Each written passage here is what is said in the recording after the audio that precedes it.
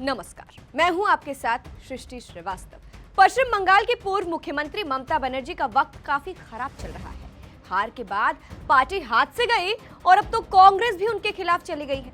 बेचारी ममता बनर्जी को लगा था कि उनके इस दुख की घड़ी में विपक्ष की अन्य पार्टी उनका साथ देगी, लेकिन वो तो उल्टा ममता बनर्जी को ही निशाने पर ले रही है। कहा जा रहा है कि कांग्रेस ने ममता बनर्जी की पीठ में छुरा भोंका है। चलिए आपको भी बताते हैं पूरी खबर के बारे में।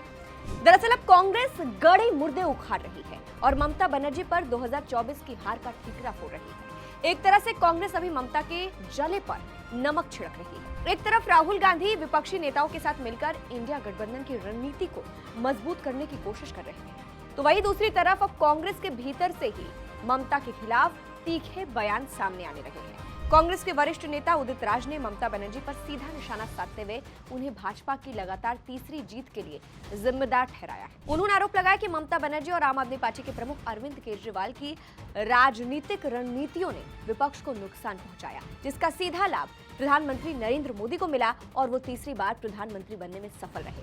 उन्होंने कहा, इन दो नेताओं ने ही नीतीश कुमार को गठबंधन का संयोजक नहीं बनने दिया और वो एनडीए में चले गए।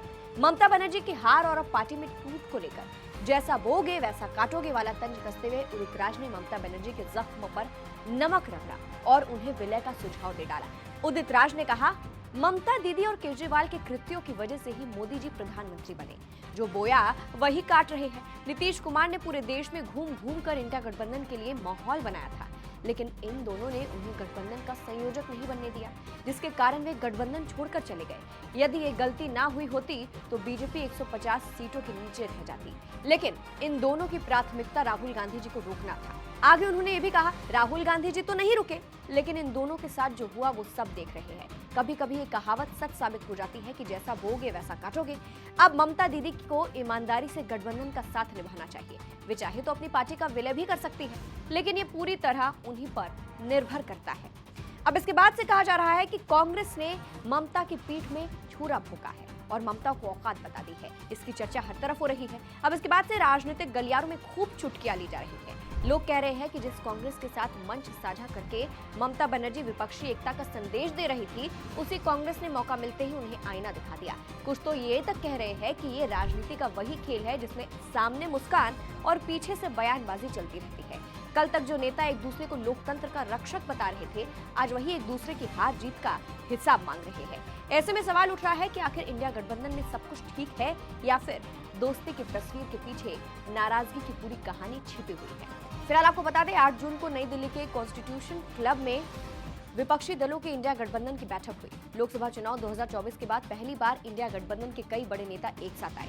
बैठक के दौरान भी नेताओं के बीच अनबन देखने को मिली थी।